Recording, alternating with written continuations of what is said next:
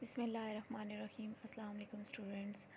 Course code 8628 assessment in science education में हम आज एक नई वीडियो के साथ हाज़िर हुए हैं। हम प्रीवियस वीडियोस में हमने चैप्टर नंबर 1 को स्टार्ट किया था। चैप्टर नंबर 1 में हमने rule of assessment in science education को डिस्कस किया था। उसके बाद हमने नेक्स्ट वीडियो में उसके पर्पसेस को भी डिस्कस किया था। पर्पसेस में हमें पता चला कि हमें असेसमेंट की प्लानिंग करने से पहले किन बातों का जानना ज़रूरी है और कि हमारे पास जो पर्पसेस हैं उनके रीज़न्स क्या क्या हो सकते हैं। आज का जो हमारा टॉपिक है वो है type of assessment. Type of assessment में हम असेसमेंट की टाइप्स को ब्रीफली डिस्कस करेंगे।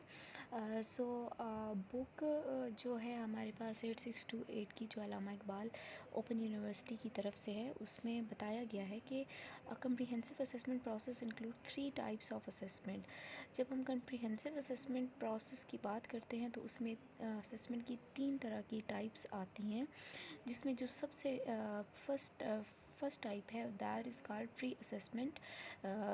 प्री असेसमेंट टाइप जो है असेसमेंट की, वो इस्तेमाल होती है बिल्कुल शुरू में। It is used at the beginning of a lesson or unit to determine student needs और baseline level of knowledge। इसको हम बिल्कुल एट द बिगनिंग में यूज़ करते हैं, जिसमें असेसमेंट इसलिए की जाती है कि हमें ये पता चले कि स्टूडेंट्स की नीड क्या है, स्टूडेंट का बेस लेवल ऑफ नॉलेज क्या है।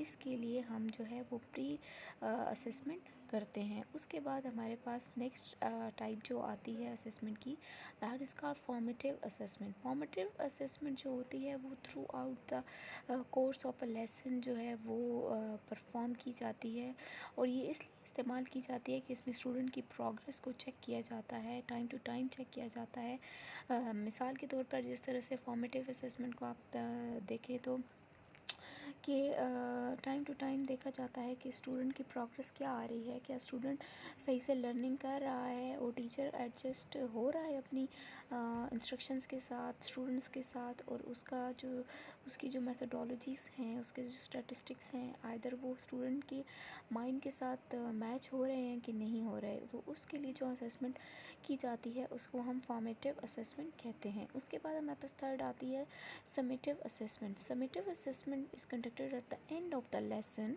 to evaluate student learning and to promote teacher reflection on the effectiveness of a curriculum and instruction।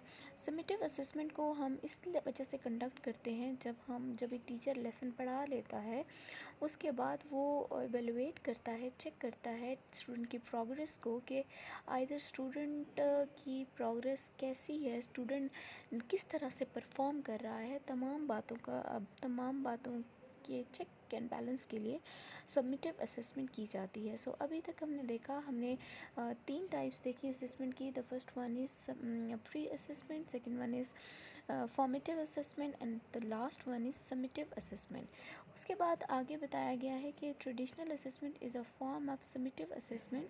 जो हमारे पास आम तौर पर ट्रेडिशनल असेसमेंट्स होती हैं वो काइंड ऑफ सबमिटिव असेसमेंट्स ही होती हैं। जैसे एक क्लासरूम के अंदर एक टीचर है, वो स्टूडेंट्स की असेसमेंट कर रहा है इन द फॉर्म ऑफ, वो स्टूडेंट को टेस्ट दे देता है, ट्रू फॉल्स में मल्टीपल चॉइसेस दे देता है, शॉर्ट आंसर और ऐसे क्वेश्चंस वगैरह। ये तमाम टाइप ऑफ, अगर आप इसको एक इंस्ट्रूमेंट टूल कहें तो ये इंस्ट्रूमेंट टूल्स किस में आते हैं, समेटिव असेसमेंट में आते हैं। और नॉन ट्रेडिशनल असेसमेंट जो होती है, नॉन असेसनल जो होती है, उसमें अब आपके पास पोर्टफोलियोज़ आ जाते हैं, परफॉर्मेंस बेस्ड एवेलुएशन आ जाती है, टाइम सीरीज़ डिज़ाइन असेसमेंट आ जाती है, और कॉन्सेप्ट मैपिंग आ जाती है। कॉन्सेप्ट मैपिंग से मुराद ये है कि आप स्टूडेंट के कॉन्सेप्ट्स को चेक करते हैं, डिटरमाइन करते हैं कि स्टूडेंट की प्रोग्रेस कैसी है,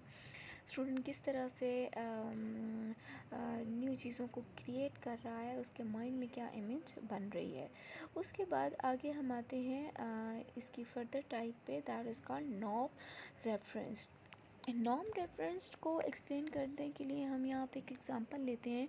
सपोज़ एक टीचर है जो कि एक मैथ का टीचर है, ठीक है, और वो चाहती है कि या चाहता है कि मैं डिटरमाइन करूँ कि जो करिकुलम मैं पढ़ा रही हूँ क्या वो स्टूडेंट की लर्निंग स्किल्स को इन्हेंस कर रहा है कि नहीं कर रहा, ठीक है, और जो वो पढ़ा रही है क्या उससे स्टूडेंट की लर्निंग कैपेबिलिटीज स्ट्रांग हो रही हैं कि नहीं हो रही हैं। उसके लिए वो क्या करेगी, वो एक सिंपल सा टेस्ट बनाएगी। टेस्ट किसी भी तरह का हो सकता है, लेट्स से वो एक टेस्ट स्कोर ही बना देती है। मिसाल के तौर पे एक चंद क्वेश्चन दे देती है, मल्टीपल चॉइसेस दे देती है, चेक कर लेती है, और उसके बाद जब वो तमाम टेस्ट टीचर ले आएगी तो उसके बाद वो टेस्ट चेक करेगी। चेक करने के बाद जिसके हाईएस्ट मार्क्स होंगे तो वो कहेगी कि yes this student has the highest rank, मतलब इस स्टूडेंट को समझ आ रहा है।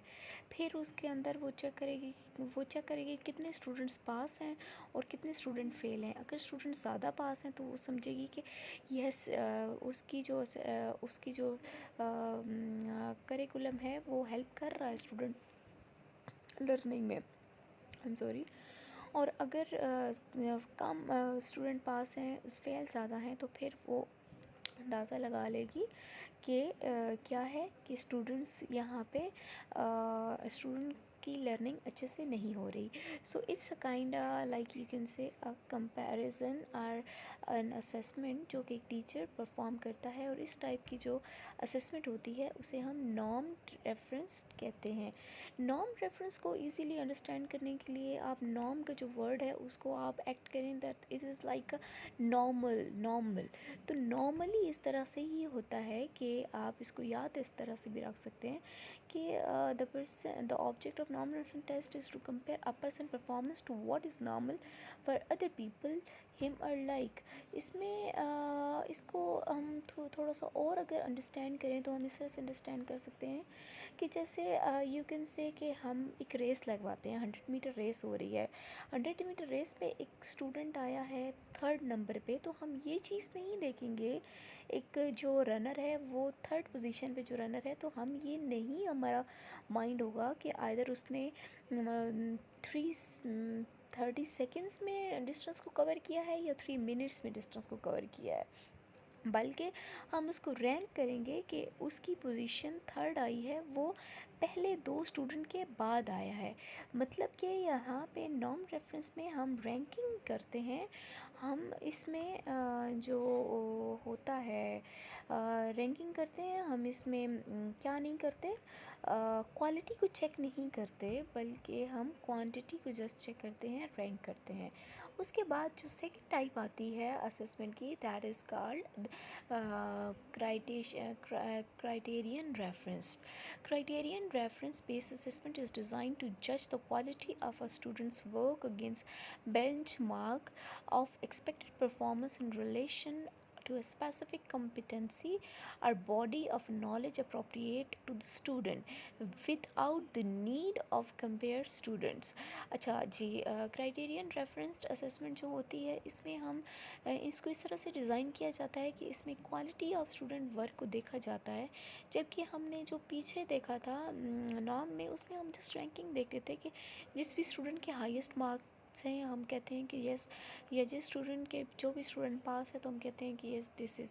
लेकिन हम यहाँ पे क्वालिटी को चेक करते हैं, नॉट क्वांटिटी को चेक करते हैं।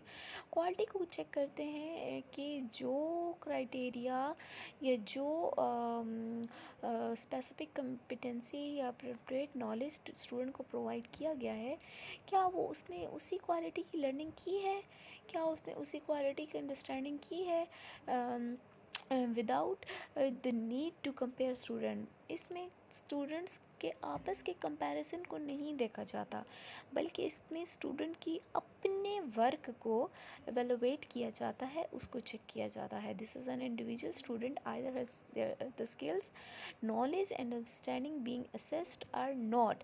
इसमें चेक किया जाता है कि एक अकेला जो स्टूडेंट है क्या उसकी अपनी स्किल्स हैं, उसका अपना नॉलेज है, उसकी अपनी अंडरस्टैंडिंग है जो कि उसने अखज़ की है या नहीं, जो उसको पढ़ाया गया है क्या उसने वो स्किल्स हासिल की हैं हैं कि नहीं की हैं। ये नहीं देखते कि क्या उसने दूसरे स्टूडेंट की निस्बत ज़्यादा एक्सेस किया है या नहीं किया, हम ये चीज़ यहाँ पर नहीं देखते। ओके, सो ये दो टाइप्स हैं जो हमारी असेसमेंट इन साइंस एजुकेशन में आती हैं। The first one is norm referenced and second one is criterion reference.